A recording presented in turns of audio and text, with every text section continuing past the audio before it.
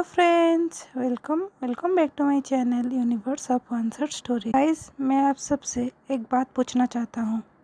क्या आप लोगों को मेरी ये दोनों स्टोरी पसंद नहीं आ रही है? अगर ऐसी बात है तो मैं ये स्टोरी शेयर करना बंद कर दूंगी और इसके बदले मैं नई स्टोरी अपलोड करूंगी, क्योंकि पिछले कुछ दिनों से मेरे दोनों स्टोरीज में व्यूज़ बहुत ही कम आ रहा है और कमेंट ना के बराबर, और आप लोग लाइक्स भी नहीं कर रहे हो। इसका मतलब मैं क्या समझूं? आप लोगों को ये स्टोरी पसंद नहीं आ रहा है? अगर ऐसी बात है तो आप लोग मुझे बता सकते हो। ऐसे आपके साथ साथ मेरा भी टाइम बच जाएगा, क्योंकि मैं ये स्टोरी खुद ही सोचकर बनाती हूँ। तो आप लोगों को ये स्टोरी पसंद नहीं आ रहा है तो मैं ये स्टोरी को शेयर करना बंद कर दूँगी। So do let me know. तो तब तक चलिए सुनते हैं हमारी स्टोरी चाइल्डिश लव का पार्ट नंबर 12। पार्ट की शुरुआत वहीं से होती है जहाँ पर पिछला पार्ट खत्म हुआ था, यानी कि वांगजी उइंग को उसके हॉस्टल रूम पर छोड़कर आ गया था और उसके एक दिन बाद उइंग का एग्ज़ाम था। तो रात में उइंग और उसके सारे रूममेट मिलकर बहुत सारे टाइम तक पढ़ाई करते हैं और बाद में सो जाते हैं। उसके बाद हमें नेक्स्ट डे का सीन दिखाया जाता है, जहाँ पर उइंग के रूममेट उइंग को उठाने की कोशिश कर रहे थे, क्योंकि आज भी वो लेट उठा था। जिस चीज़ को एहसास करने के बाद उइंग हड़बड़ाहट में उठकर बाथरूम पर चला जाता है ताकि वो फ्रेश होकर आ सके। और तभी उइंग के फ़ोन पर एक मैसेज का बीप आता है, जिसे वो जल्दी में इग्नोर कर देता है और वो तैयार होने के लिए चला जाता है। उसके बाद हमें थोड़ी देर बाद कॉलेज का सीन दिखाया जाता है, जहाँ पर उइंग जब कॉरिडोर में जा रहा था अपना एग्ज़ाम देने के लिए, तभी उसका एक फ़ोन रिंग होता है। तो वो अपनी कॉल को बिना देखे जब उठाता है, तब उसे पता चलता है ये कॉल किसी और का नहीं, वांगजी का था, जो उसे कह रहा था इतनी हड़बड़ाहट में मत चलो। जिस बात को सुनकर उइंग चौंक जाता है, क्योंकि ये तो एक वॉइस कॉल था ना कि वीडियो कॉल। तो वांगजी को कैसे पता चला कि उइंग हड़बड़ाहट में चल रहा है? तभी दूसरी तरफ से वांगजी हंसते हुए कहता है, अपने सामने देखो। तभी उइंग जब अपने नज़रों को सामने देखता है तो उसके सामने वांगजी खड़ा होकर मुस्कुरा रहा था देखकर। तभी उइंग दौड़कर वांगजी के पास जाकर उसे गुस्से में कहता है, तुम यहाँ पर क्या कर रहे हो? उइंग के ऐसे रिएक्शन को वांगजी ने एक्सपेक्ट नहीं किया था, क्योंकि उसे लगा अगर उइंग वांगजी को देखेगा तो वो बहुत ही ज़्यादा खुश हो जाएगा, ना कि गुस्सा हो। उसके वजह से हमारे वांगजी का मुंह लटक जाता है और वो सैड हो जाता है। लेकिन हमारा उइंग जल्दी में इस सारी चीज़ को नोटिस नहीं कर पाता और वो वांगजी को थोड़ा गुस्से में कहता है, मैं यहाँ आने की क्या ज़रूरत थी? जिसे सुनकर वांगजी अपने सैड टोन में कहता है, मैं बस तुम्हें ऑल द बेस्ट कहने के लिए आया था। तभी उइंग कहता है, लेकिन तुमने तो मुझे कल रात को ही ऑल द बेस्ट बता दिया था ना। तो वांगजी कुछ नहीं कहता और अपने हाथों में पकड़ा हुआ पेन को उइंग के हाथों में पकड़ा कर वहाँ से चला जाता है। लेकिन हमारा उइंग इतना बुद्ध था, वो वांगजी के रिएक्शन को बिल्कुल ही नोटिस नहीं करता और वो जल्दी में अपने क्लासरूम की ओर चला जाता है, जहाँ पर उसका एग्ज़ाम होने वाला था। उसके बाद हमें शाम का सीन दिखाया जाता है, जहाँ पर हमारा उइंग बैठकर पढ़ाई कर रहा था और अपने साइड में रखे गए फ़ोन को बार खोल रहा था, क्योंकि आज सुबह से उसे बहुत ही ज़्यादा मैसेज आ चुका था। वो किसी और का नहीं, वांगजी का था, जिससे वो बहुत ही ज़्यादा गुस्सा था। उइंग को वांगजी का कॉल आता है, जिसे देख उइंग कॉल अटेंड करते हुए गुस्सा होते हुए कहता है, वांगजी, तुमने मुझे फिर से कॉल किया? आज सुबह ही तो मैंने तुम्हें बताया था कि तुम मुझे कॉल मत करो, इस चीज़ से मैं डिस्टर्ब हो रहा हूँ और तुम 10 दिन का इंतज़ार नहीं कर पा रहे हो। मैं कहीं थोड़ी ना भागे जा रहा हूँ। उइंग की ऐसी बातों से हमारा वांगजी बहुत ही ज़्यादा हर्ट होता है और वो कुछ नहीं कहता और चुपचाप उइंग के सारे गुस्सा को झेलते रहता है। उसके बाद जब उइंग कॉल कट करने ही वाला था, तभी वो वांगजी को कहता है, वांगजी, ध्यान रखना, मुझे कॉल मत करना, क्योंकि तुम्हारी कॉल की वजह से मैं डिस्टर्ब हो रहा हूँ, और तुम मैसेज भी मत करना। और तुम दिन रात हमेशा क्यों मुझे मैसेज करते रहते हो? तुम्हें पता नहीं चल रहा है कि मेरा एग्ज़ाम चल रहा है? मुझे पढ़ाई करना होता है, ना कि हमेशा मैं फ़ोन तुम्हारे टेक्स्ट का मैसेज करने के लिए लगा बैठा हूँ।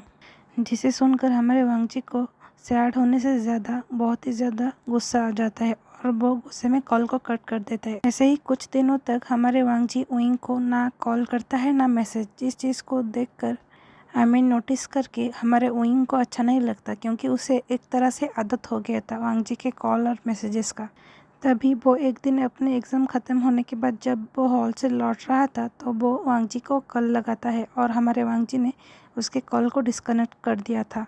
और उसके बाद विंग जितने बार भी मैसेज करता है वांग जी को, हमारा वांग जी गुस्से के चलते उसके मैसेज को चेक भी नहीं करता और रिप्लाई तो बहुत दूर की बात है। के बदौलत हमारे विंग को एहसास होता है कि वो कितना रूड हो गया था वांग जी के साथ वो दिन। जिस चीज़ को रियलाइज़ करते हैं वो गिल्ट में भर जाता है और वो इस चीज़ के वजह से बहुत ही ज़्यादा टेंशन में रहने लगता है और वो सिर्फ अपनी पढ़ाई में ध्यान लगाता है और खाना पीना बिल्कुल ही भूल जाता है। जिस बात को उसके सारे रूममेट भी नोटिस कर रहे थे, लेकिन उन्हें लग रहा था वो एग्ज़ाम के टेंशन के चलते ये सब कर रहा है।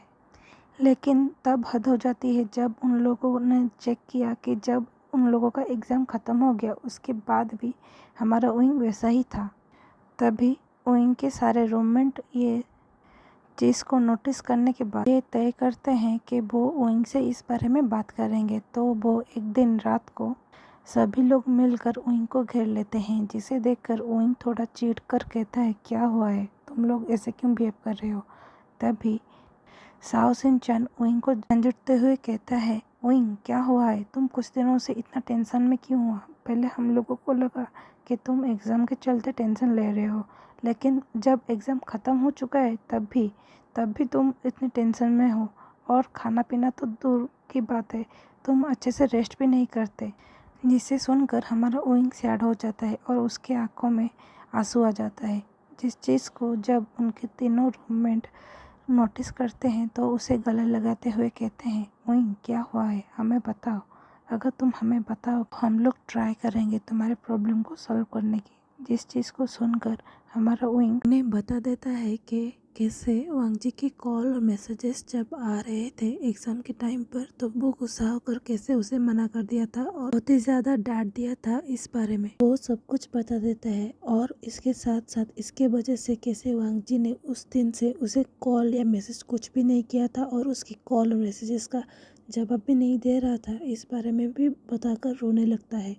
जिसे सुनकर जो एक टेढ़ी सी स्माइल देते हुए उसे घूर कर कहता है, लेकिन इस चीज़ से तुम्हें क्या, तुम्हें क्यों इस चीज़ से फ़र्क पड़ रहा है। तभी विंग गुस्से में कह देता है कि वो मेरे फियांसे है, मुझे फ़र्क नहीं पड़ेगा तो किसी और को पड़ेगा क्या।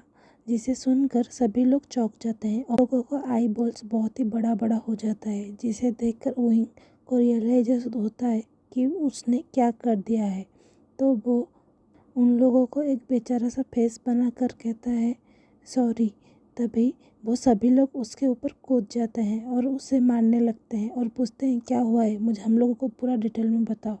जिसे सुनकर विंग एक जोर का सांस लेते हुए उन सबको अपने ऊपर से हटाता है और कहता है, पहले तुम सब मुझे छोड़ो, अगर तुम लोग मुझे नहीं छोड़ोगे तो मैं तुम लोगों को कैसे बताऊँगा। जिसे सुनकर वो तीनों अलग हो जाते हैं विंग से और उसके सामने जाकर एक अच्छे लिसनर की तरह बैठ जाते हैं। जिसे देखकर विंग थोड़ा मुस्कुराते हुए उन्हें सारी बात बता देता है कि उन लोगों का एंगेजमेंट कैसे बचपन में तय हुआ था और वांग जी पहले कैसे ये सगाई को नहीं मानता था, लेकिन बाद में उन्होंने कैसे ये सब कुछ किया, वो सारी बातें डिटेल में बता देता है। जिसे सुनकर वो सभी लोग कहते हैं, हम लोगों को लगा वांग जी तुम्हारे पीछे पागल है, लेकिन यहाँ तो पूरा ही उल्टा है, तुम वांग जी के पीछे पहले पागल हुए थे। जिसे सुनकर विंग शर्मा जाता है। तभी लिंचाओ गुस्से में विंग को मारते हुए कहता है, लेकिन पागल, लेकिन तुमने जो किया वो बिल्कुल ठीक नहीं था। हमेशा सारे ओमेगा भगवान से प्रार्थना करते हैं उन्हें ऐसा पार्टनर मिले या ऐसा अल्फा मिले जो उन्हें कॉल करे या मैसेज करे, उनके बारे में पूछे, लेकिन तुम्हें ऐसा मिला है, लेकिन तुम उसे ठुकरा कर उसको डांट कर चले आए। जिसे सुनकर विंग छोटू सा मुँह बनाते हुए कहता है, लेकिन मैं क्या करूं, तब मेरा दिमाग सिर्फ एग्ज़ाम में था, लेकिन जब से वो मुझे कॉल करना बंद कर दिया है, मैसेज करना बंद कर दिया है, तब मुझे रियलाइज़ हुआ कि वांग जी को कैसा लगा होगा उस दिन जब मैंने उसे इग्नोर किया था। जिसे सुनकर विंग के घुटनों के पास बैठकर उसके दोनों हाथों को पकड़कर कहता है, विंग मेरे तरफ देखो। जिसे सुनकर विंग वेनिंग की तरफ देखने लगता है। तभी वेनिंग कहता है, मैं जो तुम्हें जो पूछ रहा हूँ उसका सही सही जवाब देना।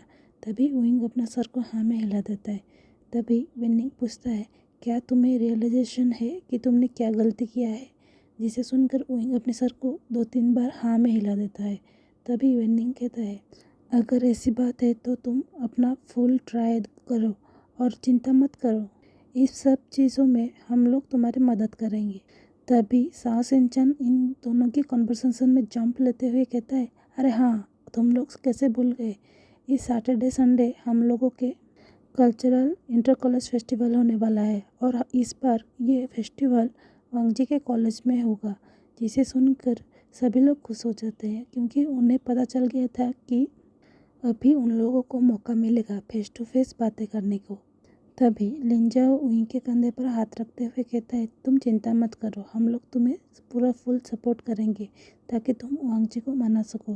तभी वेन्निंग साओ शिनचैन की ओर देखकर कहता है, और एक बात साओ शिनचैन, तुमने अपना डांस का प्रैक्टिस कर लिया है? जिसे सुनकर साओ शिनचैन अपने सर को हाँ में हिलाते हुए कहते हैं, हाँ मैंने कर लिया है।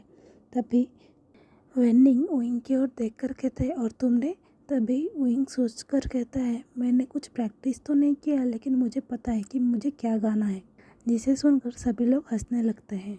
तो आज के लिए बस इतना ही, and sorry for the small part. और अब हम नेक्स्ट पार्ट में देखेंगे कैसे उइंग वांगजी को मनाता है और कैसे वो कंपटीशन जीतता है। और एक बात, अगर आप लोगों को ये पार्ट पसंद आए तो इसे लाइक कीजिए, अपने दोस्तों के साथ शेयर कीजिए और ढेर सारे कमेंट कीजिए। और मेरे चैनल में अगर नए हैं तो इसे सब्सक्राइब करना मत भूलिए। And thanks for watching.